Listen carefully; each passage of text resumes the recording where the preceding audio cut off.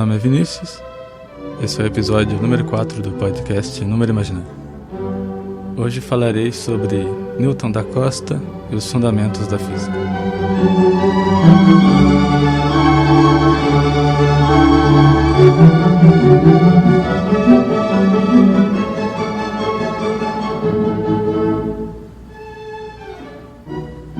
O Newton da Costa é considerado um dos lógicos mais importantes no Brasil.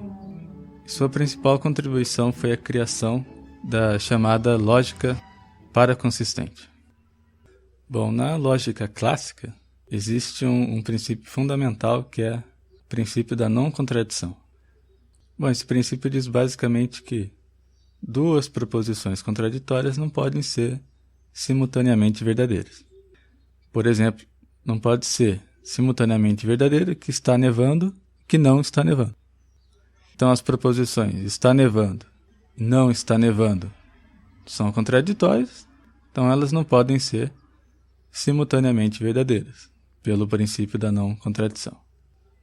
Quando um sistema formal, um sistema lógico dedutivo, permite derivar uma proposição e a sua negação, ou seja, permite demonstrar uma dada afirmação, também permite demonstrar a negação dessa afirmação, então nós dizemos que esse sistema é inconsistente. Agora, qual é o problema de um sistema ser inconsistente? Aqui considerando um sistema que está fundamentado na lógica clássica. O grande problema é a chamada trivialização do sistema. Isso quer dizer o quê? Quer dizer que em um sistema inconsistente se consegue demonstrar qualquer proposição. Por exemplo, se tivéssemos um sistema formal aritmético inconsistente, a gente poderia demonstrar que 2 mais 2 igual a 4 e poderia demonstrar também que 2 mais 2 igual a 5. Então, qualquer proposição seria demonstrável.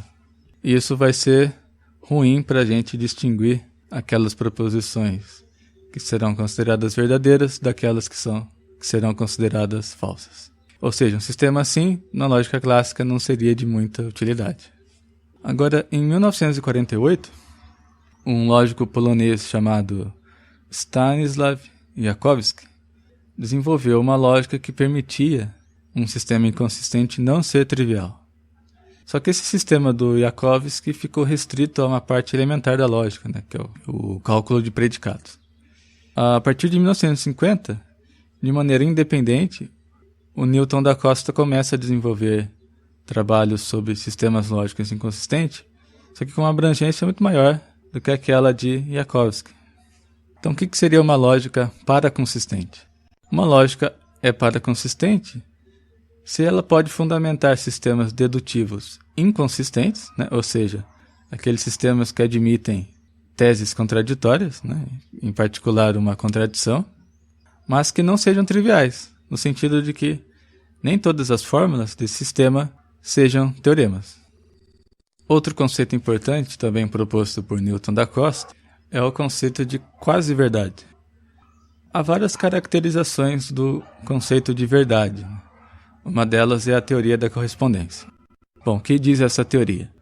De maneira simplificada, ela diz que uma proposição é verdadeira se ela corresponde à realidade, ou seja, é uma correspondência entre o que a proposição diz e o que de fato ocorre. Por exemplo, a proposição está nevando. Bom, essa proposição é verdadeira na medida em que eu observo que de fato está nevando. Um lógico que vai trabalhar com a formalização dessa ideia é o lógico polonês Alfred Tarski. Agora, o que acontece, por exemplo, com a física?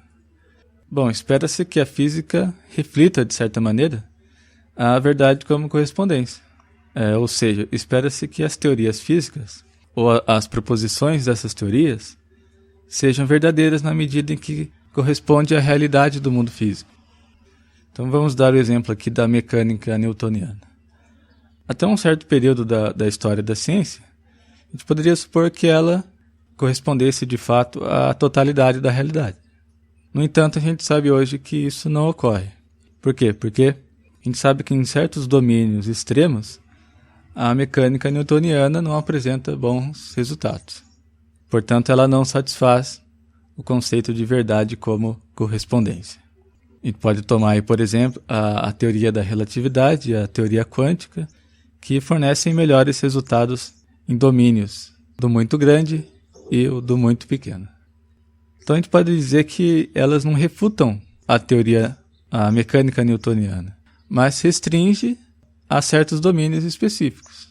Então a gente pode dizer que a teoria newtoniana, a mecânica newtoniana, ela é verdadeira em um certo domínio específico.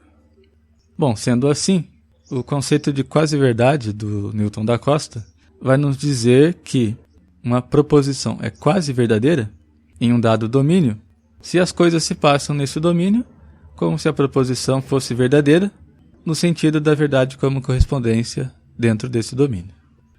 Pode ser que tenha ficado um pouco confuso, mas é assim. Uma teoria é quase verdadeira se ela é verdadeira em um certo domínio no sentido da verdade como correspondência. É lógico que eu estou falando de maneira simplificada, né? A formalização é um pouco mais complicado que isso. Então a gente poderia dizer que a mecânica newtoniana é quase verdadeira. Por quê? Porque ela é verdadeira no sentido da verdade como correspondência em um certo domínio. Ou seja, um certo domínio específico ela explica bem a realidade, digamos assim.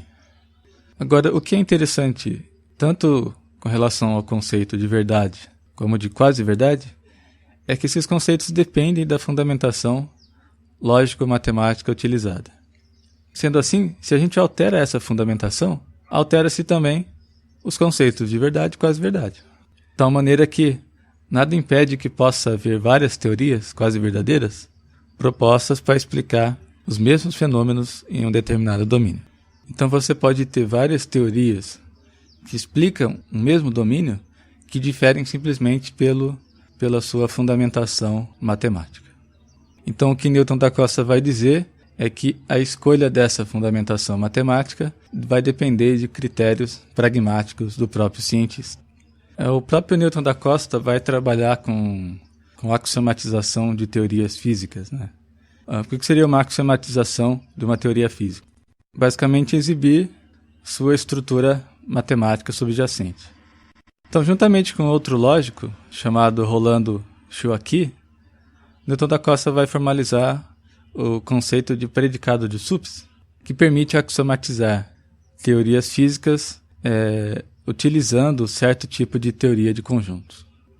O que é interessante é que essas formalizações vão permitir que se faça um estudo lógico sobre essas teorias físicas, no sentido de verificar, por exemplo, se essas teorias são completas, né? Se toda afirmação pode ser demonstrada, e também se elas podem ser decididas algoritmicamente. A partir daí, existem outros trabalhos do Newton da Costa na área de computabilidade e lógica aplicadas à física, né? Mas eu vou encerrando por aqui e vou deixar como sugestão duas palestras do Newton da Costa, em que ele fala justamente sobre essa relação entre a lógica e a física, que são bastante interessantes. Então, o link para essas palestras, assim como outras referências sobre o assunto, eu vou colocar lá no site, que é numeroimaginário.wordpress.com. Lembrando que se alguém tiver alguma dúvida, sugestão ou correção que queira fazer, pode mandar um e-mail para numeroimaginário@hotmail.com. Obrigado e até mais.